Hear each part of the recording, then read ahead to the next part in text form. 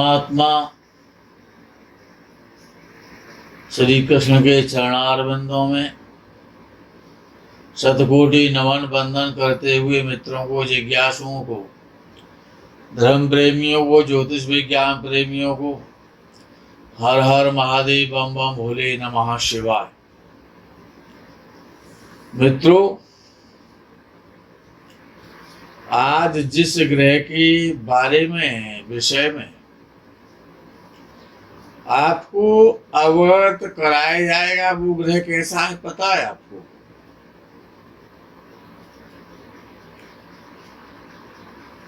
लोगों ने कहा है कि काणे से काणा कही, काणा जाएगा रूठ। काणे से काणा कही, काणा जाएगा रूठ। सहज सहज में पूछ ले, तेरी कैसे गई है फूट। अर्थात जो सहज सहज में पूछ लेता है,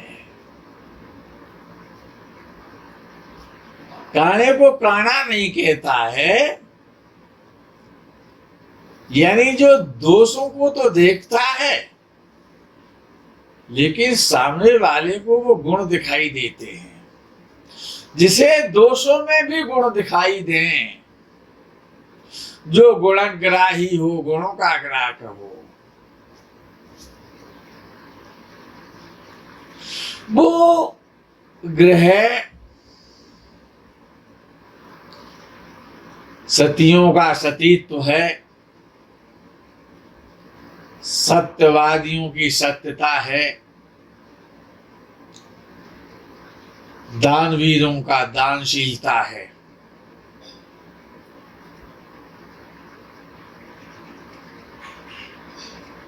पुत्रों में श्रवण कुमार है और पिताओं में दशरथ है। मित्रों, कुछ सूत्र होते हैं जो बड़े महत्वपूर्ण होते हैं, इंपॉर्टेंट होते हैं। ये जो द्वादश राशियां हैं, इनका स्थान निश्चित है। कोई राशि गांव में रहती है, कोई राशि का निवास जंगल में है, किसी राशि का निवास शहर में है, किसी राशि का निवास जल में है, किसी राशि का निवास थल में है, किसी राशि का निवास आकाश में है। ये जो राशियां हैं, जिस भाव का स्वामी जैसी राशि में बैठता है, जिस प्रकार से कि अगर आपको ये देखना है कि अमुक व्यक्ति का जन्म कहाँ हुआ है, उससे पूछना नहीं है, आपको जानना है। और यदि आप ज्योतिषी हैं तो अपने ज्योतिष की परीक्षा स्वयं करें। आप कितने बड़े ज्ञानी हैं, कितने बड़े ज्योतिषाचार्य हैं, आप स्वयं को भी पता होना चाहिए। लग्नेश, लग्नेश क्या है कि वो आप हैं। लग्नेश जैसी राशि में बैठा होगा, जन्म उसी स्थान के स्थिति में और परिस्थिति में होगा, उसी स्थान पर होगा। जैसे लग्नेश तुला राशि में बैठा है तो जन्म मार्केट में होगा, शहर में होगा, नगर में होगा, बाजार में होगा। क्यों? तुला राशि बाजार की राशि है। इसी प्रकार से और दशम भाव में जो राशि हो, कोई सी भी राशि हो सकती है। दशम भाव में, लग्न से दशम भाव में कोई सी भी राशि हो,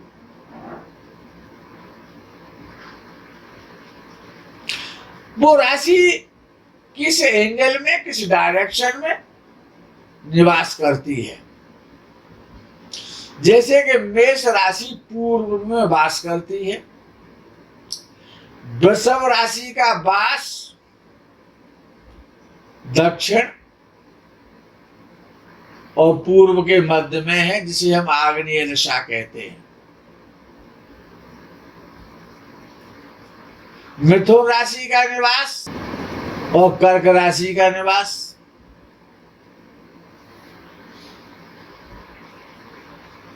दक्षिण दिशा में है।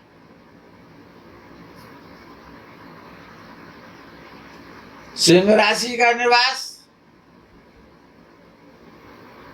और कन्या राशि का निवास दक्षिण और पश्चिम दिशा में है। तुला राशि का निवास और वृश्चिक राशि का निवास पश्चिम दिशा में है। धनु राशि का निवास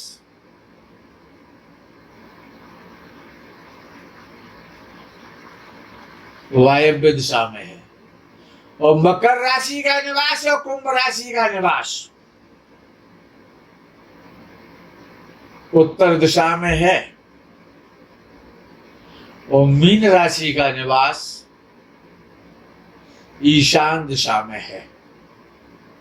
अब विचार करो कि दशम भाव में वो वृषभ राशि है। दशम भाव से मतलब नहीं है, उसमें उपस्थित राशि से मतलब है।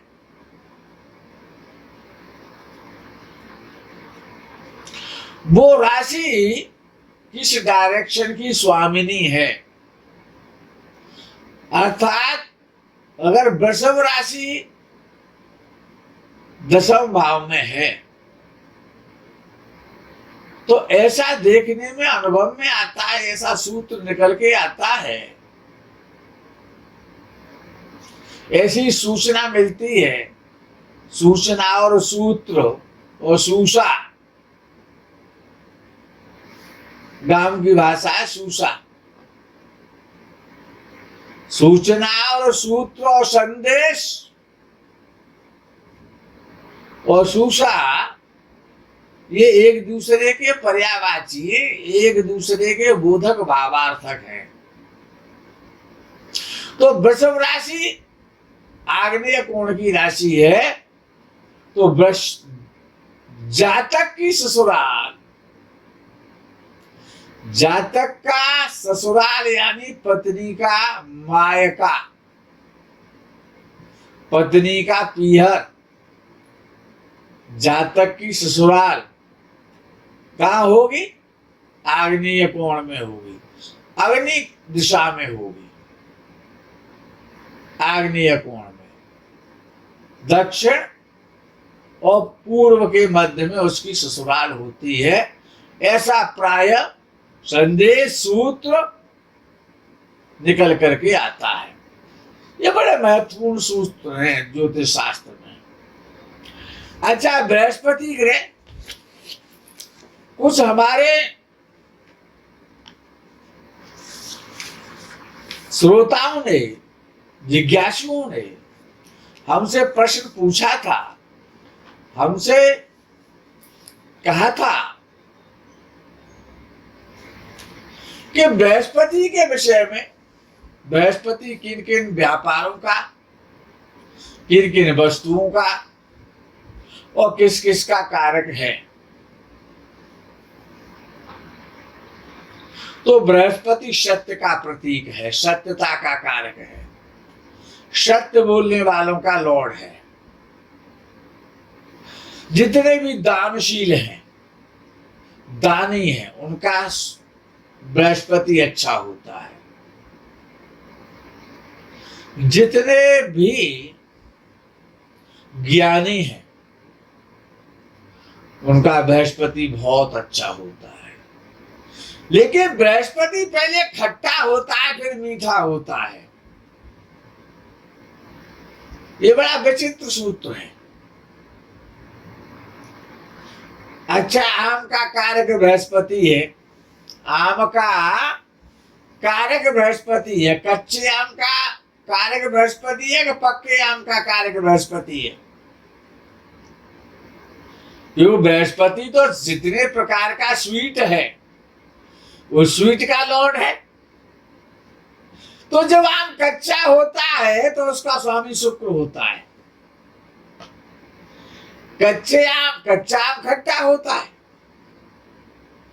और शुक्र खट्टा है। शुक्र खटास का कारक है। तो जब आम कच्चा होता है तो वो शुक्र है, और जब आम पीला होता है, रसीला होता है और मीठा होता है तो वो बृहस्पति हो जाता है। तो जिसका अधर भी मधुर है, जिसका बदन भी मधुर है, जिसकी चितवन भी मधुर है, जिसकी गति भी मधुर है, जिसकी मुस्कान भी मधुर है, जिसकी वाणी भी मधुर है, जो मधुरता का कारक है उसका नाम बृहस्पति है। बृहस्पति गाय है, बृहस्पति गंगा है, बृहस्पति दया है, बृहस्पति सतियों का सतीत्व है, बृहस्पति समस्त प्रकार का कोष है, खजाना है, धन रखने का स्थान है। आरबीआई हो या एसबीआई हो, कोई सा भी बैंक हो जहां पर भी धन रखा जाता है, जहां पर भारतीय करेंसी रखी जाती है, जितनी भी टकसाल हैं वो सब बृहस्पति के अंतर्गत आती हैं। और जो भी कर्मचारी बैंकों में काम करते हैं, आरबीआई से लेकर के छोटे ग्रामीण बैंक तक काम करते हैं, बैंकों में जिनकी पोस्टिंग होती है, जिनको बैंकों में काम करने का अवसर प्राप्त होता है, जिनको इनकम टैक्स में, आयकर टैक्स में और काम करने का अवसर प्राप्त होता है, जो आयकर विभाग के वकील होते हैं, जो सेल्स डिपार्टमेंट को ज्वाइन करते हैं, इनकम टैक्स और सेल टैक्स, जो इनके कमिश्नर हैं, जो इनके अधिकारी हैं, जो इनके अफसर हैं, जो इनमें काम करने वाले हैं, वो सभी बृहस्पति है। उनका बृहस्पति अच्छा है। अच्छा, जितने भी आर्किटेक्ट हैं, जितने भी आर्किटेक्ट हैं और जितने भी पहले मुनीम होते थे, सेठ जी क्या मुनीम जी, तनख्वाह तो सेठ जी को 500 रुपए महीने मिलती है, लेकिन 5000 रोज रुपए गिनते हैं। जितने भी कैशियर हैं, अच्छा, ये बृहस्पति में और शनि में बड़ी समानताएं हैं। अच्छा, ग्रहों में समानता तो होती है ना, वो दोनों ही, अब बृहस्पति और शनि दोनों देवलोक से मतलब रखते हैं ना। अब राहु तो है नहीं जो देवलोक से मतलब नहीं होगा, और राहु का मतलब तो स्वर्ग लोक से तो हो नहीं सकता, उसका मतलब तो पाताल लोक से हो सकता है ना। क्या राहु पर चर्चा नहीं करनी है आज, विषय बदल जाएगा। तो गुरु जो है वो उपदेशक है। गौरवाद गुरु, गुरु नाम गुरु, उपदेश करने वाला है। जो लोग वाणी के द्वारा धन कमाते हैं, जो केवल वाणी का व्यापार करते हैं, वो बृहस्पति है। उपदेशक, भाषण के द्वारा, उपदेश के द्वारा, कथाओं, जितने भी कथाकार हैं, जो भी कथाएं सुनाते हैं, चाहे वो श्रीमद् भागवत की कथा सुनाते हैं, चाहे वो रामायण की कथा सुनाते हैं, चाहे वो शिव पुराण महापुराण की कथा सुनाते हैं, चाहे वो वाल्मीकि रामायण की कथा सुनाते हैं, जितने भी कथाकार हैं, उन सभी कथाकारों का, कथावाचकों का और उपदेशकों का। अच्छा, जितने भी लोग ज्योतिष के माध्यम से धनार्जन करते हैं, अपनी जीविकोपार्जन करते हैं, वो भी इसी में आते हैं, बृहस्पति के अधिकार में आते हैं। जो अच्छे ज्ञानी हैं, जब भी बात करते हैं, धर्म की बात करते हैं, परोपकार की बात करते हैं, परलोक की बात करते हैं, जितने भी आचार्य हैं, जितने भी मठाधीश हैं, जितने भी पंडित हैं, चाहे वो सनकादि ऋषि हैं, चाहे वो देवर्षि नारद हैं, चाहे वो सप्तर्षि हैं, जितने भी ऋषि हैं, जितने भी महंत हैं, जितने भी मुनि हैं, जितने भी मठाधीश हैं, जितने भी उच्च कोटि के वीतराग तपस्वी सन्यासी हैं, जितने भी दार्शनिक हैं, जितने भी वेदांती हैं, जितने भी अध्यापन का कार्य करने वाले हैं, शिक्षक हो सिगरे जग को ताकू कहा अवधीत है शिक्षा, और जो तपते परलोक सुधारत संपत की तिनके नहीं इच्छा। जो सुदामा जैसे ब्राह्मण के कारक है। अच्छा, वर्तमान में जो कोचिंग का काम करते हैं, जो कोचिंग की क्लासेस चलाते हैं, अरे वो किसी को कुछ देते तो है नहीं, बोलते ही तो है, स्पीच तो करते हैं ना, उपदेश ही तो करते हैं, भाषण भी करते हैं, संभाषण करते हैं, वार्तालाप करते हैं, डिस्कशन करते हैं, डिस्कसिंग करते हैं। अच्छा, जितने भी न्यायाधीश हैं, अच्छे कोर्टों के जो वकील है, अच्छा वकील है, जो रेपुटेटेड वकील है, जिनको जाना जाता है, नाम से जाना जाता है, जिनकी फीस हर आदमी नहीं दे सकता है, जो सुप्रीम कोर्ट के अच्छे वकील है, माने हुए सुपरस्टार वकीलों में आते हैं, ऐसे वकील जो कानून मंत्री होते हैं या जो कानून बनाने वाले होते हैं, जो कानून कौन बनाता है? सुप्रीम कोर्ट बनाता है। कानून कौन बनाता है? कि यानी सुप्रीम कोर्ट के जो जज हैं, जो सुप्रीम पावर रखते हैं, जो सुप्रीम पावर रखने वाले हैं, जिनका कहा हुआ वाक्य कानून हो जाता है, जिनका कहा हुआ वाणी लॉ बन जाती है। कैसा? सुप्रीम कोर्ट ने कहा है। जो कानून के वेत्ता हैं, जो न्यायालय विभाग आदि में कार्य करते हैं, जो समाज सेवी हैं और धर्माचार्य हैं, पुजारी हैं और पंडित हैं। अच्छा, जितना भी ये यातायात, ट्रांसपोर्ट, परिवहन विभाग, परिवहन विभाग तो है ही है, लेकिन बृहस्पति विशेष रूप से हवाई जहाज का कारक है। हेलीकॉप्टर और हवाई जहाज के जो हवाई अड्डे हैं, जो हवाई अड्डे हैं, उन सभी हवाई अड्डों का कारक है बृहस्पति। हवाई जहाज और हेलीकॉप्टरों का कारक है बृहस्पति। जितने भी टैक्स सलाहकार हैं, जो टैक्स पे अपनी सलाह देते हैं, या जो टैक्स विभाग में काम करते हैं। अच्छा, जो औषधियों के निर्माता हैं, विधाता हैं, किसके? औषधि के